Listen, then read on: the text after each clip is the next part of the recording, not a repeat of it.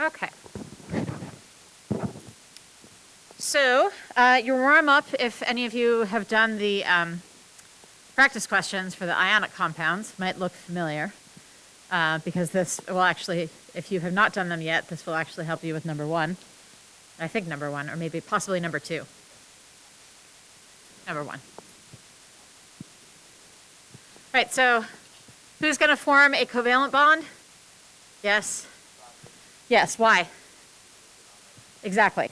All right, so ionic bonds are going to be metals and nonmetals. Covalent bonds are generally going to be our nonmetal plus nonmetals. We'll talk about a couple of edge cases over the course of this section, okay? So we're going to switch to talking about covalent bonding. If you want to follow along, the images aren't exactly the same, but the concepts are the same as what, and the order is the same for what's covered in your study guide. So if you want to use that to take notes on, that's fine. We'd be starting on page 11. If you want to take your own notes separately on this, that's also fine, whatever works best for you.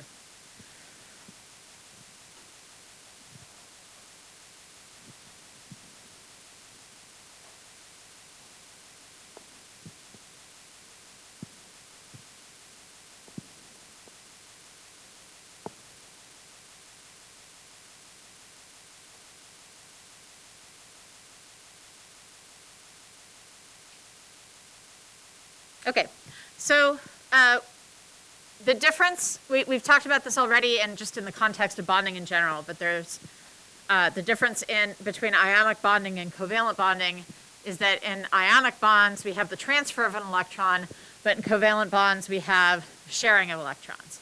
So it occurs between non-metal elements, and typically it occurs between elements with a difference in electronegativity of less than 1.8.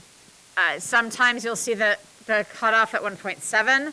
Sometimes you'll see it at 2.0. I'll show you in a few minutes why it's a little bit wishy-washy. Yes, Roger? What? Yes.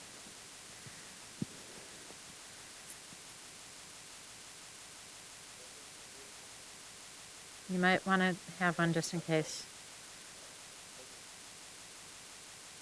Next time, do it before class.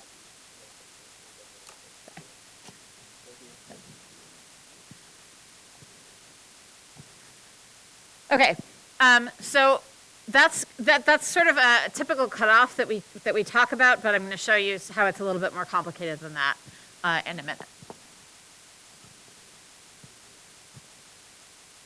But again, we're talking about taking a pair of electrons and sharing them. And in most cases, we're talking about each atom that's making the bond essentially donating an electron to the shared pair, and then both of those bonding electrons count for both atoms to fill up their octet. So the same way that ionic compounds are going to form based on both atoms trying to gain or lose electrons to get to their full octet, in covalent compounds, they're trying to share enough electrons so that they both get to an octet. It's a win-win situation as opposed to a lose-win in the ionic bonding. Okay? I mean, granted, in ionic bonding, like a sodium loses an electron, it wins because it gets to have its full octet. But that's what's going on. So we can show this in a lot of different ways. We can use dots, which we'll be talking about more tomorrow, probably tomorrow. Sometimes it's shown, as it is here on the screen, as each atom donating an electron specifically in like a different color or different like X's and dots in the sense that this hydrogen donated that electron and this hydrogen donated that electron. It doesn't particularly matter. It's just one way of showing it. We can talk about the overlap of the orbitals in the molecule. Again, we'll talk more about that later.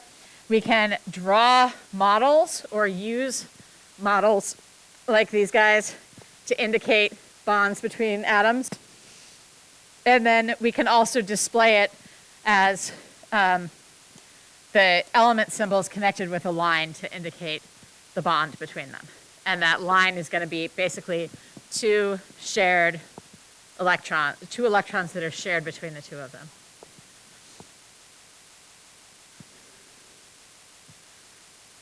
Okay, we can have single, double, or triple covalent bonds. You're never going to have a quadruple bond.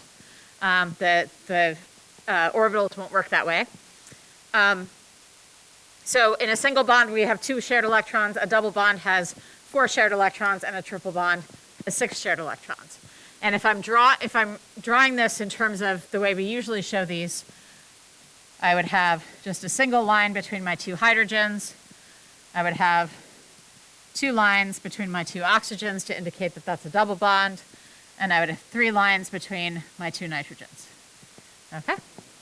So each of these lines, each bond is considered, each bond consists of 2 electrons that are shared. So again, the number of shared electrons increases when we have double or triple bonds. And then you can also have, you can have multiple double bonds or multiple single bonds, multiple triple bonds, and we'll talk more about the molecule shapes in a little bit. But for example, carbon dioxide is actually 2 double bonded oxygens. So the carbon has only 2 bonds, but they're both double bonds. And again, we'll talk more about how this completes the octet tomorrow.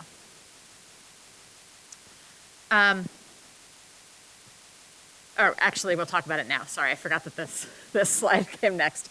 So again, like the ionic compounds, when the covalent bonding happens, they're trying to create a situation where each atom has the full octet, or duet in the case of hydrogen. So hydrogen's the exception to the octet rule as far as the nonmetals go. It only needs 2 to have a full shell because it's only got that one s orbital. Yeah. Helium doesn't bond, so it doesn't matter. It doesn't ever bond with anything. So we ignore it in this case. So you can see that for this molecule, this ethene molecule, and we'll talk more about organic nomenclature later. We've got 2 carbons and 4 hydrogens. We've got a double bond between the 2 carbons, so we've got 4 electrons being shared there. And then each bond between a carbon and a hydrogen has 2 shared electrons. And the circles that are drawn here are showing how we started off with our hydrogens not having a duet and our carbons not having an octet. But when we put them all together, each carbon can count all of the bonding electrons as part of its valence shell. So it gets to have 1, 2, 3, 4, 5, 6, 7, 8. And this carbon also gets to have 8 in its valence shell because the shared electrons count for both atoms. And all the hydrogens get to have their full duet because they're sharing those electrons. Okay. So we've talked about this already, wanting to have a full shell. It's often talked about in the context of covalent bonds and Lewis structures that we'll get to later as the octet rule. Everybody wants an octet, which is 8 electrons. Yes?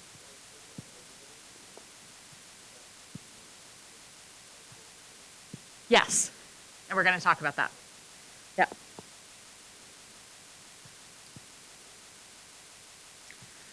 Okay. When we have single, double, or triple bonds, we're also going to see a difference in the length of the bond and the strength of the bond.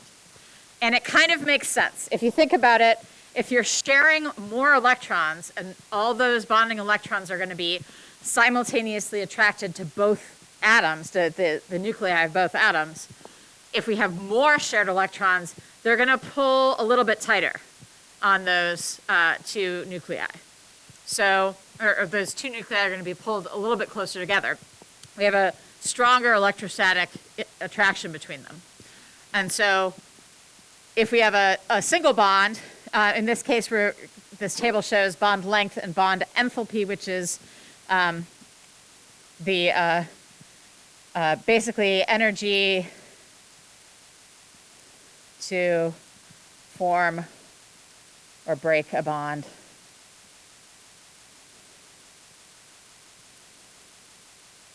And we'll get more into that in the next topic. So you can see that a single bond has a length of 154 picometers, and it takes 346, this should be joules, I'm assuming, of energy per mole. It might be kilojoules, but I think it's just joules. Off the top of my head, I can't remember. This would be joules per mole. So it has a particular length and a particular amount of energy that it takes to break that bond. A double bond is going to have a slightly shorter length because of that stronger attraction between the two atoms, and it's going to take almost twice as much energy to break that bond. And a triple bond is going to have an even shorter length, and it's going to take almost 3 times as much energy. And that makes sense if you think about, you know, if I give you a pencil and ask you to break it in half, not too difficult. If I put 2 pencils together and ask you to break them together, you're going to have to put a little more effort into it. If I ask you to break all 3 pencils together, it's going to be much harder. I'm not saying you can't do it, but you're going to have to put a lot more strength into it. So it's the same idea with the bonds.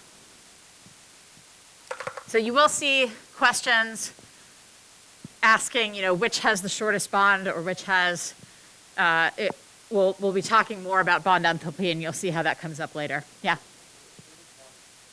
Yep, triple bond is shortest because it's pulling tighter on those 2 nuclei, exactly. So multiple bonds are shorter and stronger.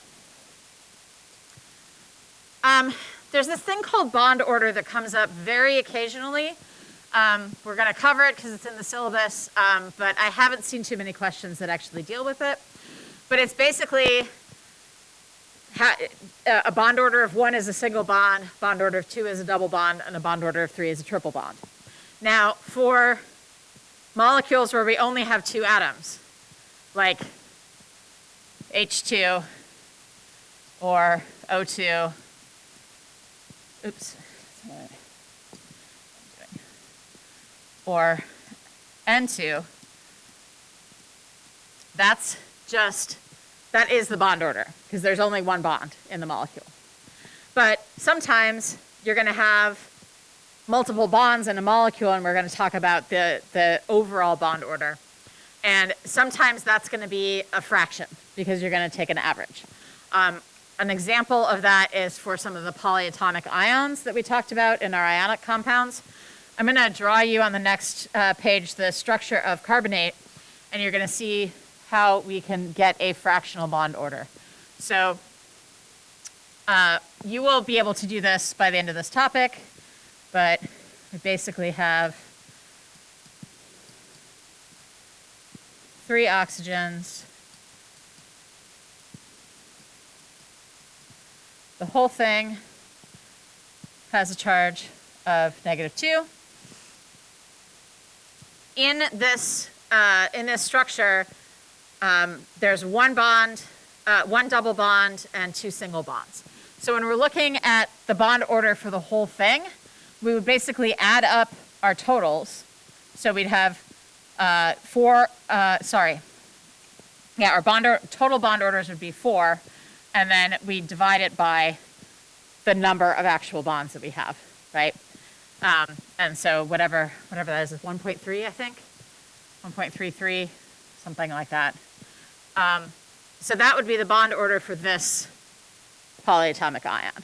So if you're asked to find the bond order of something like this, it won't be more complicated than this. They're not going to give you like a big caffeine molecule and ask you to find the bond order, all right? It'll just be something relatively simple. A bond order of 0.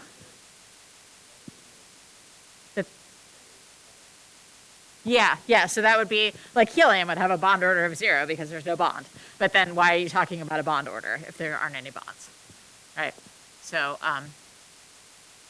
yeah.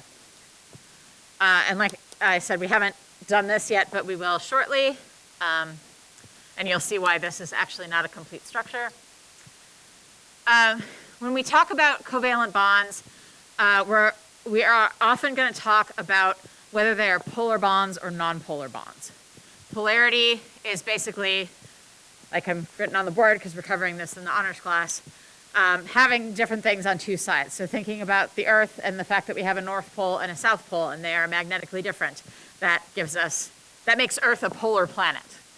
Okay. The electronegativity difference between the two atoms in the bond is going to determine whether a bond is polar or nonpolar. So that, again, this is something you've seen before, and I'll show you the triangle in a second. But if we have a really big difference in electronegativity, we're getting an ionic bond because one of the atoms is so electronegative that it's actually stealing the electron from the other atom. If we have almost the same electronegativity between them, for example, O2, both oxygens have exactly the same electronegativity, so there's going to be no difference in the pull on those bonding electrons. That's going to be considered a nonpolar bond. That's a completely or purely nonpolar bond. In between, we have what we call our polar covalent bonds. So when we're talking about covalent bonding, we're usually talking about polar versus nonpolar. The cutoff is typically 0.5 and above is considered polar, and lower than that is considered nonpolar. But you're going to see that it's really a continuum, okay? So ionic bonding, something like sodium chloride, we have a huge difference in electronegativity between these two, and so the chlorine is just going to grab an electron from the sodium. In HCl, in hydrochloric acid, they're going to share those bonding electrons, but the chlorine is going to steal the covers. So if you're sharing a bed with your cousin at grandma's house at Christmas time, and they're the one that always steals the covers, and you're always just a little bit cold by the end of the night because they kind of wrapped it around themselves and you only got a little shred of the blanket, that would be like this bond. The chlorine is stealing the covers from the hydrogen in terms of the bonding electrons. And so we'll end up with a partial negative charge on one side of the bond and a partial positive charge on the other side of the bond.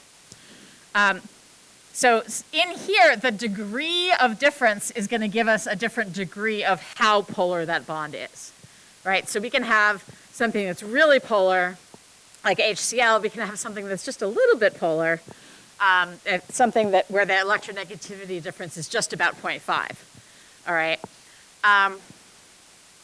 And then all the way on the end of the continuum, we have our nonpolar bonds. The pure nonpolar bond, again, would be with the two of the same elements bonding together so that there's absolutely no difference in electronegativity between them. So sometimes this is talked about as something called ionic character. So you'll see that occasionally come up. Which elements form a bond with a higher ionic character or a lower ionic character. And this is just sort of a schematic diagram showing that as we get a larger and larger difference in electronegativity between the two elements, the percent ionic character goes up.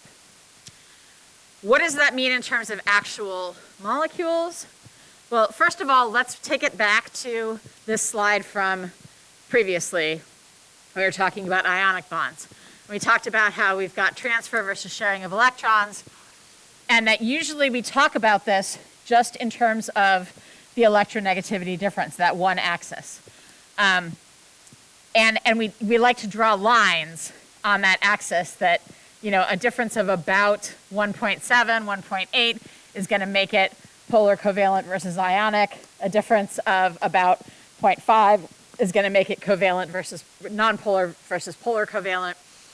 It's really more complicated than that, and it depends not just on the electronegativity difference, but how electronegative the elements are that are involved. So you'll get these cutoffs, and you will use them, but just understand that this is not like a light switch where you flip the switch from 0.49 to 0.5 and all of a sudden you're polar. It doesn't work like that. So, for example, when we look at when we plot this schematic diagram is just sort of a best fit line of data that cover enough of the data from the differences in electronegativity, which is that delta X here. And you can see that the things down here are all nonmetal, BRF, CLF, HBr, HCl, ICl, IBr. These are all molecules, or bonds anyway, that have very little difference in electronegativity. They're both very electronegative for the most part. And so this is going to be our sort of, this area, certainly from here down, is going to be our nonpolar. That's where we're arbitrarily drawing a cutoff line here. But you can see that these, there's kind of a cluster of bonds down here that are considered nonpolar. Yes?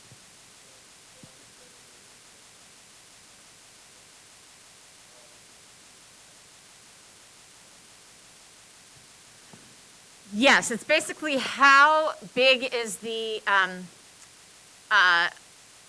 imbalance in the electron density between the two elements. So in a fully ionic bond, the difference is complete. There's one electron that's on the negative ion and one electron that's missing from the positive ion. So percent ionic characters, how close are we to that? Okay, to a perfect, complete, total ionic bond. So, and you'll see that it's a little, I don't know exactly how it's calculated because as you see on this line, there's nothing that's exactly 100% of the examples given here, but I'm pretty sure that lithium fluoride is an ionic bond. And so it's, I'm not sure what it would take to get to 100%. But the general trend is we're seeing some elements that, when bonded together, form